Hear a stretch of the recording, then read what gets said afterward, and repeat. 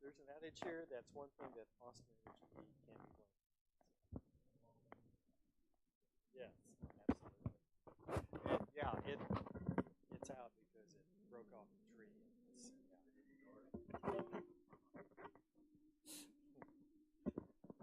Like one of my neighbors told me, count your blessings. Most of the stuff in my neighborhood is down to tree limbs. Although there were some trees that just got split down the middle, and it's just yes, yes. There were a couple of fences that got taken out. Okay, I think this is I always feel so discombobulated when I learn this. Anyway, yes, let's pray us in.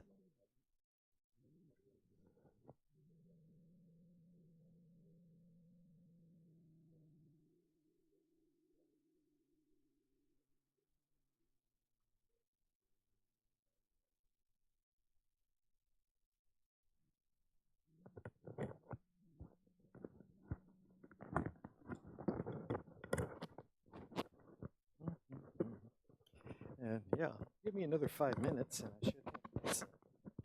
No, I think it's this way. Okay, there we go.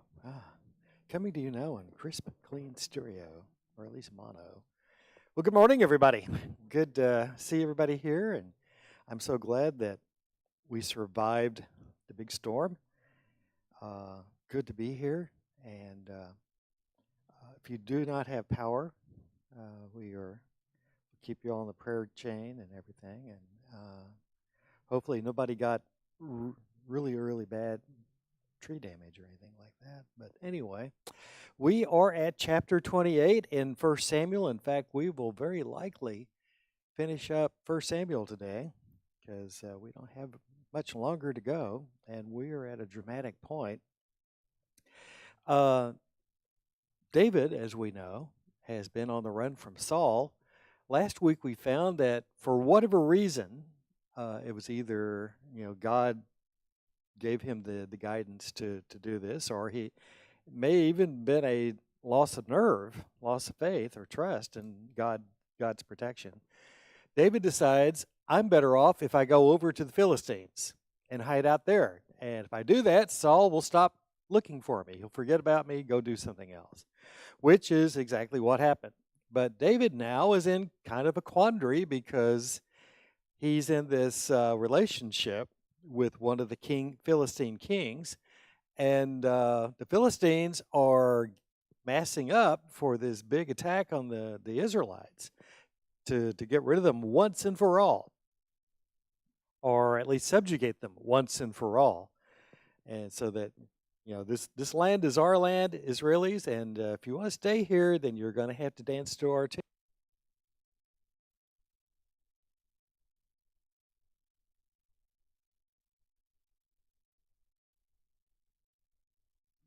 Testing, yes. Power failure, power failure. Okay. All right. I think we got power again. We'll just keep rolling until it's obvious that we don't. Anyway, David on the one hand, David has solved the Saul problem temporarily. The other problem is, though, that with the Philistines planning this massive attack on the Israelites, David is in this awkward position where while the Philistines have been good to him and provided him shelter, there's this expectation that from King Achish that, hey, when we go to war, you're going to be fighting with us on our side. And David's been kind of giving these vague responses, the kind that you can read into them anything that you want, but at some point he's going to have to make a decision one way or the other.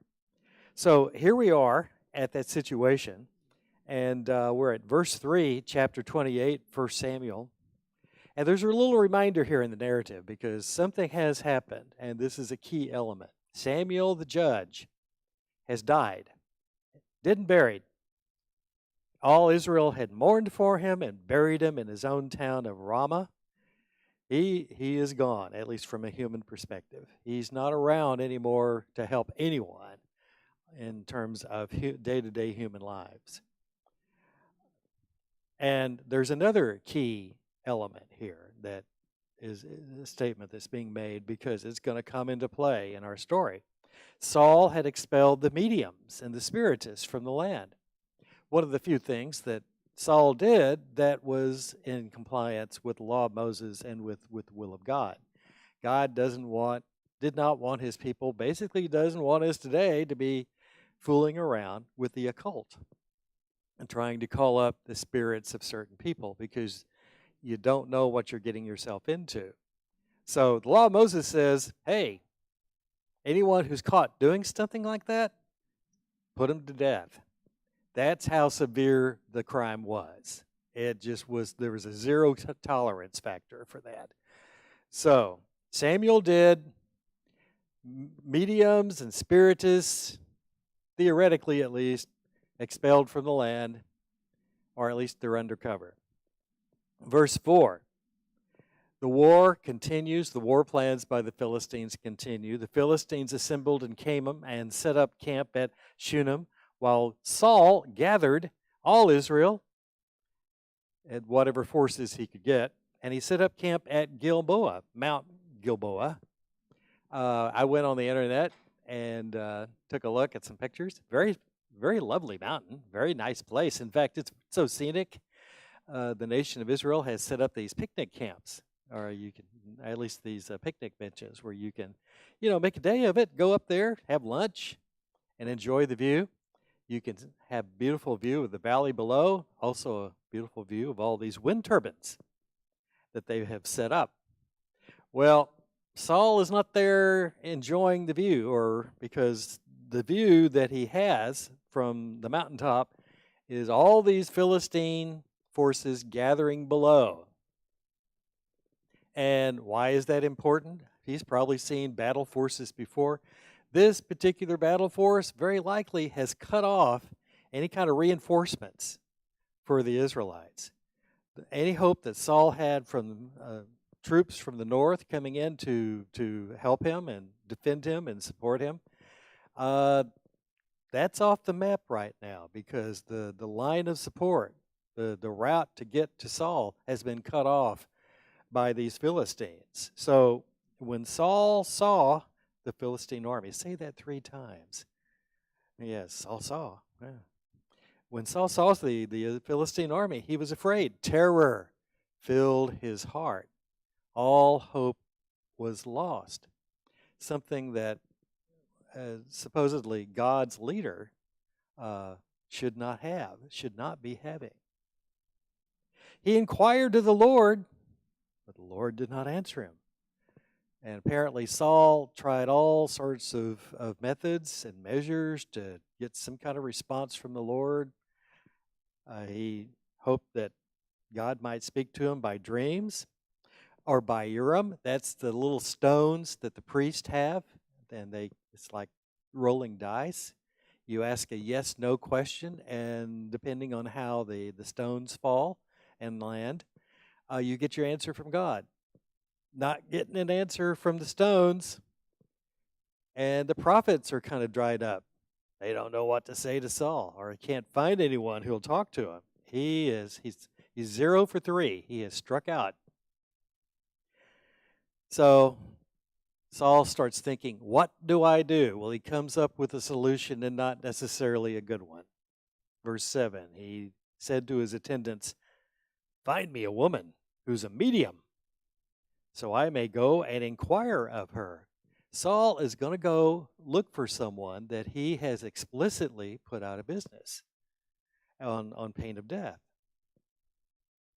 And so the folks look around. Apparently, there's enough intelligence going on so that, yeah, officially they don't exist, but hey, nod, nod, wink, wink. We know where you can get one if you really want one. And so the intelligence comes back and says, there is one in Endor, nearby town, nearby village. Interesting. Some translations of this story call this woman a witch. She's not technically a witch. Although it's interesting that if you remember, some of us remember the old TV series Bewitched. Okay, that one. Samantha has a mother. and the mother's name is Endora. Interesting. But she's not a witch. She's a medium. She's, one of those wacky characters that you've seen on TV shows where they call up they channel these people and they call up strange voices and strange personalities. That's the kind of person. So what Saul does, verse 8, he disguised himself, putting on other clothes.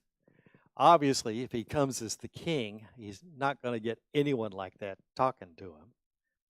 And at night, in the darkness of night, he and two men went to the woman. "Consult a spirit for me," he said, "and bring up for me the one I name." But the woman said to him, because she's suspecting a sting. There was probably this series on the late night TV news, where, hey, look at all this crime that's going on. Tonight, we discover and expose live on TV an occultist. Or, of course, they didn't have TV back then. But still, she's thinking, something's going on. I'm being set up here. So she says to Saul, "Surely you know that what Saul has done." Ironic statement. "He has cut off the mediums and spiritists from the land. Why have you set a trap for my life to bring about my death?"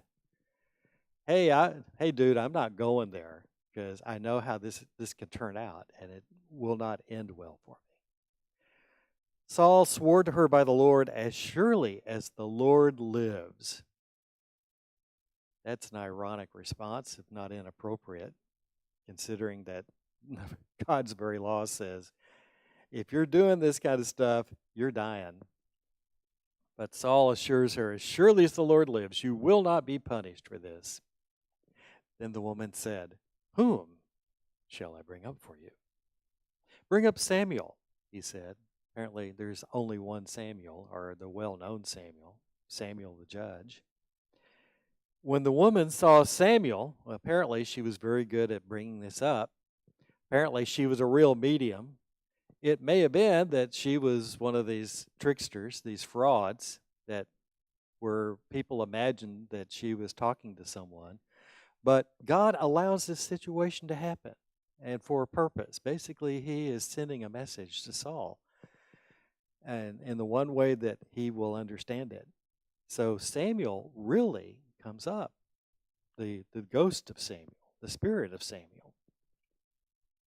When she saw Samuel, she cried out at the top of her voice and said to Saul, "Why have you deceived me? You are Saul." There can only be one reason, she's thinking, that this is happening. It's because this is the real prophet, the real judge, Samuel. The only person that he would be doing this for, or the only person who could really be calling it up, would be the real king.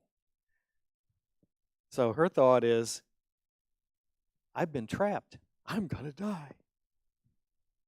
The king said to her, "Don't be afraid. What do you see?" She can see Samuel at this point. Saul can't. The woman said, "I see a ghostly figure coming up out of the earth." "What does he look like?" he asked. "An old man wearing a robe." And more than a robe, something that signifies this is an important individual. "An old man wearing a robe is coming up," she said. Then Samuel knew it was Samuel. Then Saul knew it was Samuel, and he bowed down and prostrated himself with his face to the ground. "Samuel," said to Saul, and at this point, if nothing else, Saul can hear the voice of Samuel. Samuel's a little upset. He says, "Why have you disturbed me by bringing me up? I was perfectly happy where I am, being in paradise. Why are you messing with me, Saul?" Saul replied, "I am in great distress. The Philistines are fighting against me, and God has departed from me. He no longer answers me, either by prophets or by dreams. So I've called on you to tell me what to do. I need some help here, Samuel, and God's not giving it. So maybe you can give me some advice, or maybe you can get God finally to give me some advice." Well, Samuel's about to give him some. It may not be what Saul was hoping for. Samuel said, "Why do you consult me now that the Lord has departed from you and become your enemy? Why come to me?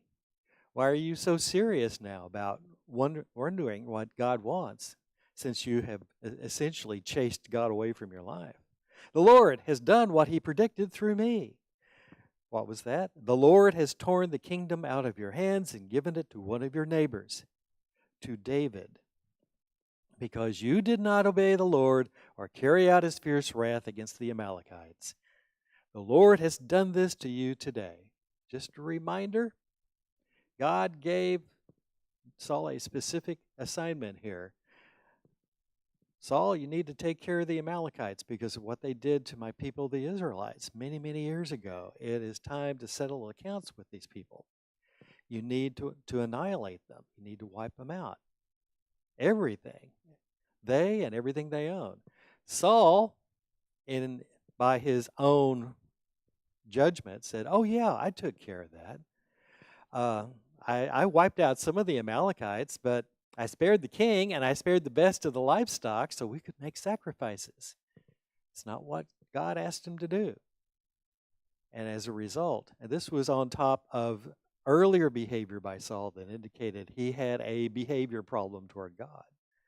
He had an obedience problem toward God. God finally says, I'm cutting you loose, Saul. I'm tearing the kingdom out of your hands. I'm going to give it to one who is better than you, to someone who loves me and listens to me and is willing to obey me. And that's a reminder here from Samuel. Saul, you're in this fix because of your behavior, because of your rejection of God, because you've rejected him. He's rejected you. "The Lord will deliver both Israel and you into the hands of the Philistines." If that's not bad enough, listen to this. "Tomorrow, you and your sons will be with me." What does that mean? Saul, you and your sons are going to die in battle. "The Lord will also give the army of Israel into the hands of the Philistines." Well, this is not the news. This is not the guidance Saul was hoping for. In fact, it's probably the worst thing he could have heard. Verse 20, "Immediately Saul fell full length on the ground, filled with fear because of Samuel's words. His strength was gone because he had eaten nothing all that day and all that night." When the woman came to Saul and saw that he was greatly shaken, she said, "Look, your servant has obeyed you. I took my life in my hands and did what you told me to do. Now, please listen to your servant and let me give you some food so you may eat and have the strength to go on your way. And oh, by the way, get out of here before anything worse happens." Just my personal interpretation. This Saul is not that welcome a guest. Saul refused, and he said, "I will not eat." But his men joined the woman in urging him, and he listened to them. He got up from the ground and sat on the couch. The woman had a fattened calf at the house, which she butchered at once. She took some flour, kneaded it, and baked bread without yeast. This almost sounds like a Passover meal without the shedding of the blood, including unleavened bread, cooking in haste, eating in haste. Otherwise, she said it before Saul and his men. They ate. That same night, they got up and left. Saul has made this trip coming and going in total darkness, not just physically, but you could argue spiritually as well. Do you see a sign here of Saul's repentance? Anything that says, "Gee, Lord, I'm sorry. What can I do to come back to you?" I'm sure he is, he's upset. He's beside himself. He's depressed. He doesn't know what to do. But what's lacking is that kind of turning back to God. As we get into chapter 29, the scene shifts from Saul and his situation over to the Philistine camp. As we open chapter 29, the Philistines gathered all their forces at Aphek, and Israel camped by the spring in Jezreel. As the Philistine rulers marched with their units of hundreds and thousands, Philistines, if nothing else, are very precise in their military order. And what we also know is that they were technologically advanced for their time as well. They were a formidable force. And here they are, they're getting ready to attack. David and his men were marching at the rear with Achish, the king, they're David's favorite king, when all of a sudden the commanders of the Philistines asked, "What about these Hebrews? What are they doing here?" Achish replied, "Is this not David, who was an officer of Saul, king of Israel? He's already been with me for over a year, and from the day he left Saul until now, I have found no fault in him. David, don't worry about him. He's a good guy. He's my boy. I've got him under control." Well, that doesn't pass muster with the other Philistine commanders. They were angry with Achish and said, "Send the man back, that he may return to the place you assigned him." Remember, Achish gave David his own little town called Ziklag. David asked for it, the better to be out of the sight of Achish, where he could do whatever he saw fit and not really have to talk to Achish, or for Achish to know what was really going on. Now, Achish is being told, "You idiot, get rid of the guy, send him back home. He must not go with us into battle, or he will turn against us during the fighting. How better could he regain his master's favor than by taking the heads of our own men? Gee, Achish, you really haven't thought this through, have you? He's just lying in wait for the right time that he's going to turn on us. And by the way," verse 5, "isn't this the David they sang about in their dances?" I love this.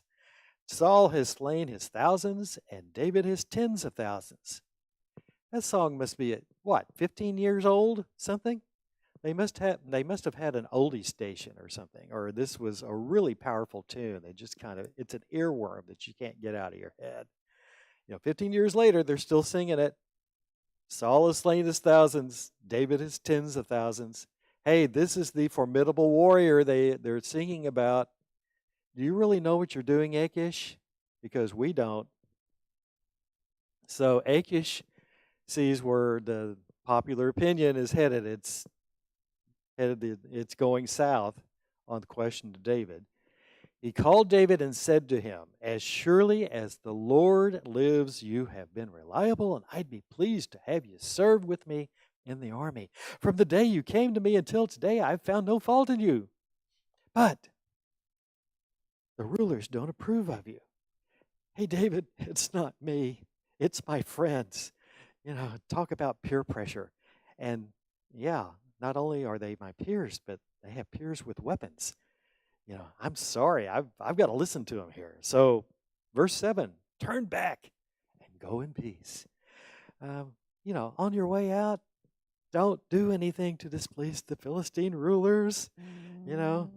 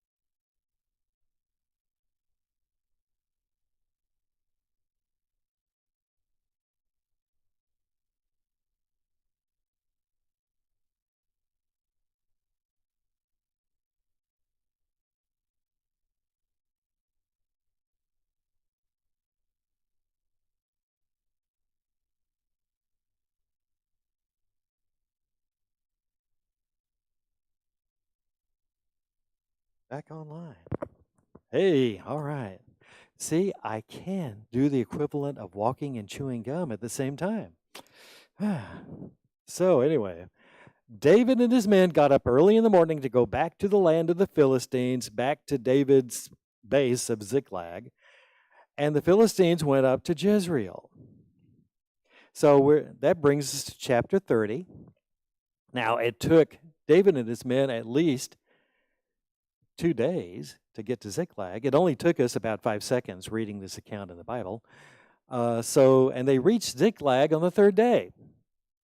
And when they get there, they have a rude surprise. The Amalekites, those pesky Amalekites, what are you going to do with them? Had raided the Negev and Ziklag. They had attacked Ziklag and burned it and had taken captive the women and everyone else in it, both the young and old. They killed none of them, but carried them off as they went on their way. This was a planned attack. And remember that while he was at Ziklag, David was raiding these nomadic tribes, including the Amalekites. So this may have been payback. As far as the Amalekites were concerned, man, we're going to do something to David now that he's gone and he's left his home base unprotected. We'll teach him a thing or two. And so they raid the village. They take everything of value. That's the plunder. They take every woman and child alive. Hey, we can sell these folks for slaves to the Egyptians and make some money. It'll be a good day for us. That's exactly what they do. And of course, just to leave their calling card, they burned the village to the ground. Oh, by the way, we were here. So, yeah, a rather devastating scene, especially when you find your loved ones missing. Verse 4, David and his men wept aloud until they had no strength left to weep. David's 2 wives had been captured, Ahinoam of Jezreel and Abigail, the widow of Nabal of Carmel. That wasn't bad enough for David. He was greatly distressed because the men were talking of stoning him. You know, David, if you'd been a better planner, better leader, this would never have happened. And you know how that kind of feeling just grows and grows, it snowballs. And suddenly it's a good idea to stone David. Let's kill him because he brought this on us.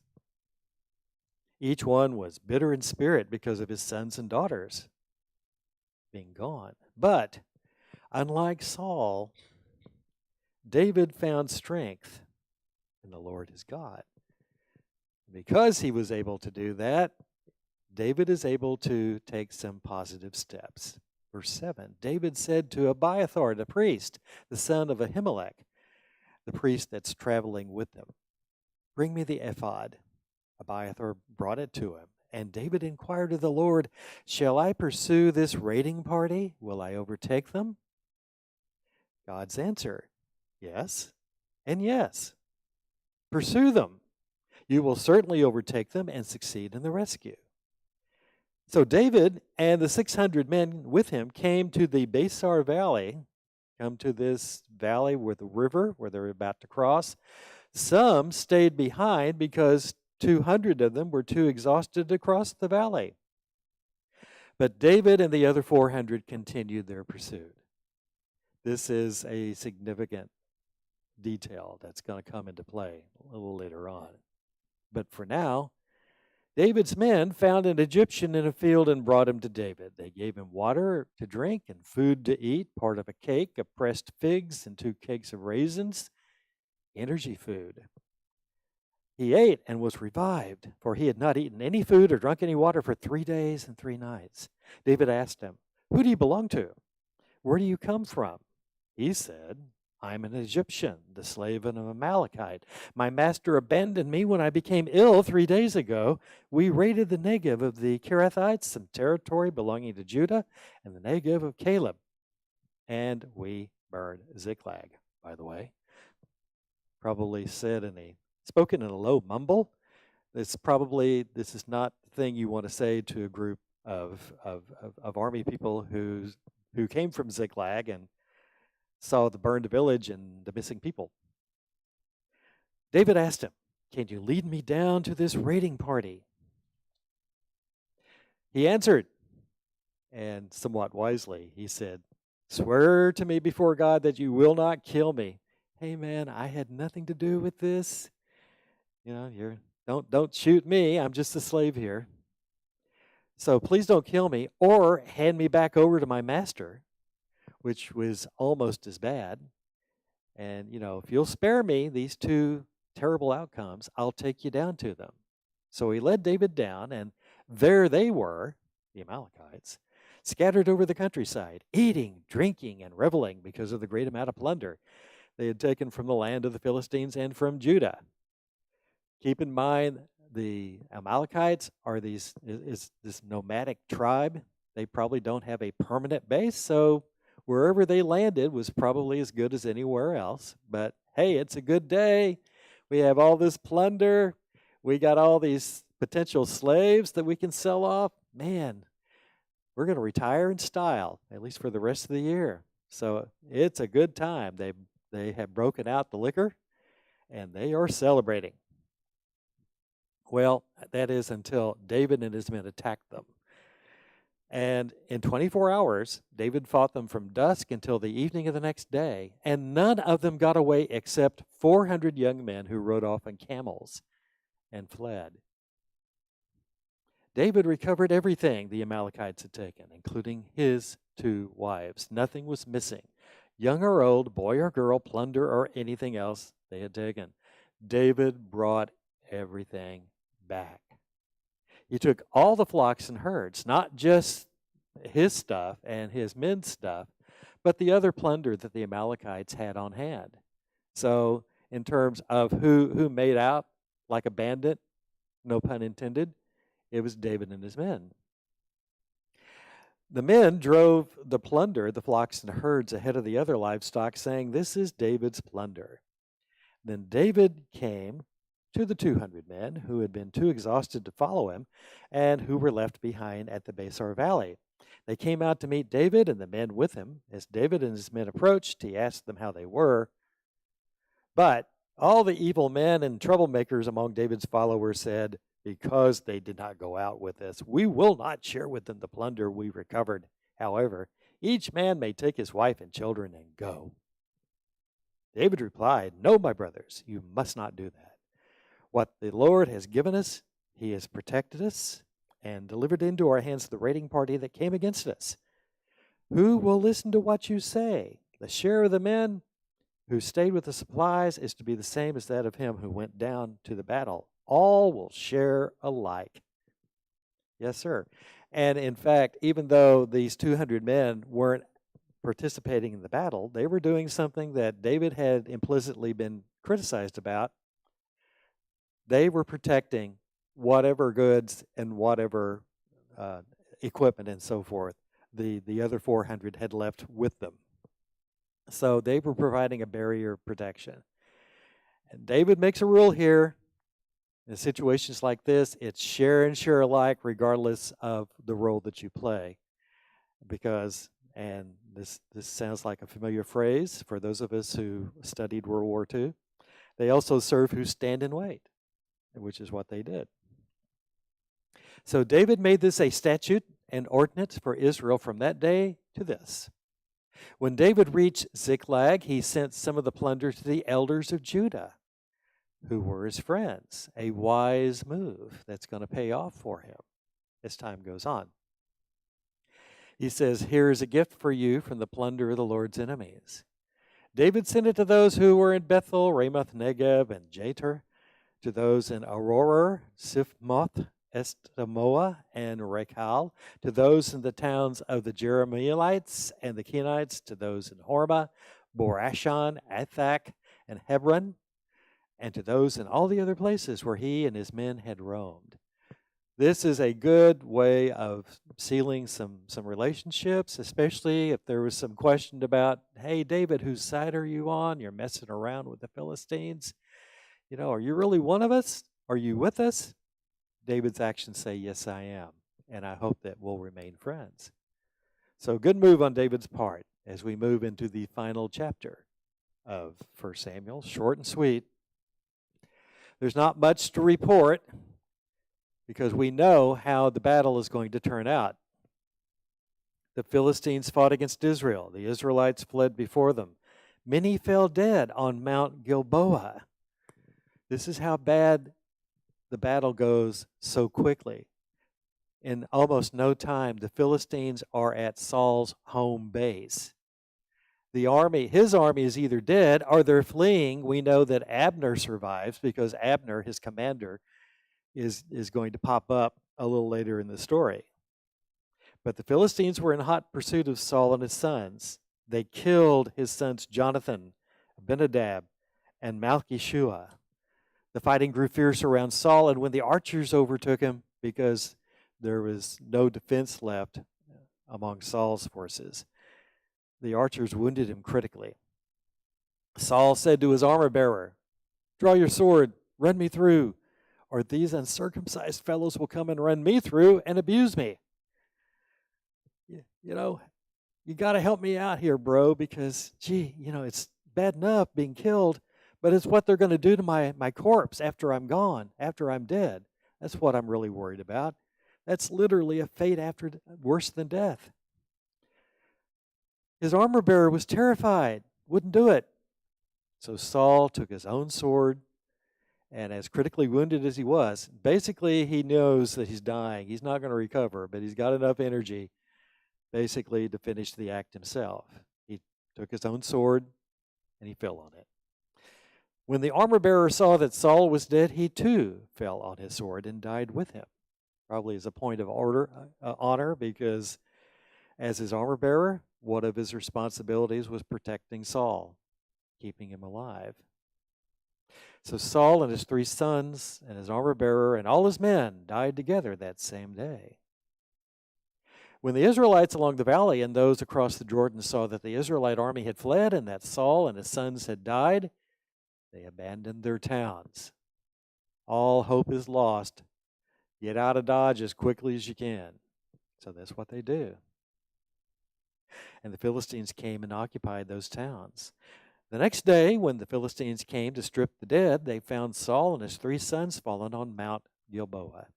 They cut off his head, stripped off his armor. They sent messengers throughout the land of the Philistines to proclaim the news in the temple of their idols and among their people.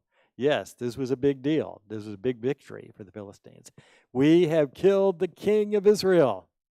Israel really doesn't exist anymore as far as we're concerned. And true to what Saul was fearing, they abuse his body. They cut off his head. Verse 10, they strip him of his armor, and they put it in one of the temples, and they fastened his body to the wall of Beth-shan. That's not what you do when someone dies. You give them an honorable burial, at least. Nope, they're going to hang the corpse up, what's left of it. And then there's a group of Israelites that do the honorable thing. Verse 11, when the people of Jabesh Gilead heard what the Philistines had done to Saul, all their valiant men marched through the night, basically on pain of being caught and killed by the Philistines, to Beth-shan. They took down the bodies of Saul and his sons from the wall of Beth-shan and went to Jabesh, where they burned them. And they took their bones and buried them under a tamarisk tree at Jabesh, and they fasted 7 days. So they do the honorable thing. They do what they can to honor the lives of Saul and his sons. And there we see the end of 1 Samuel. And this is, needless to say, we come to a very low point in the story. If all you read is to the end of 1 Samuel, it's a very disappointing story. But wait, there's more. That's why we have 2 Samuel. That's where we're going to go next week. I do just want to mention real quickly, many of us have read the story of Saul and David so many times, it's just almost like back in the heads, and we really don't have to think about it. But if you think about these 2 trajectories in the lives of David. You have David, whose heart was after God, and we saw how God honored him and supported him, even when he made what may have been some questionable decisions. Then you have Saul, who probably could have had that kind of relationship with God. Probably God would have gladly given him that kind of relationship. For whatever reason, Saul basically strong-armed God. He kept him out of his life. It wasn't that he didn't believe in God. Wasn't that he didn't acknowledge God. He just really didn't want to have anything to do with God. That was somebody else's job. That was Samuel's job. That was the priest's job. You go do that religious thing, I'll go do my thing. And this, the trajectory in the life of Saul was something that didn't happen overnight. It took decades for Saul to get where he was. But at the end, Saul was in a world of hurt because he had rejected God, consistently rejected God, and got himself to a point where he could not get God's help. It's a cautionary tale, something perhaps we should think about. And as we examine our relationships with the Lord, is it where we want it to be? And more important, is it where God wants it to be? Think about this week. And if you have some time also, read ahead, read the first couple of chapters of 2 Samuel. That'll be our lesson for next Sunday. Thank you very much for your time. Have a great week, and Lord willing, we'll see you back next Sunday.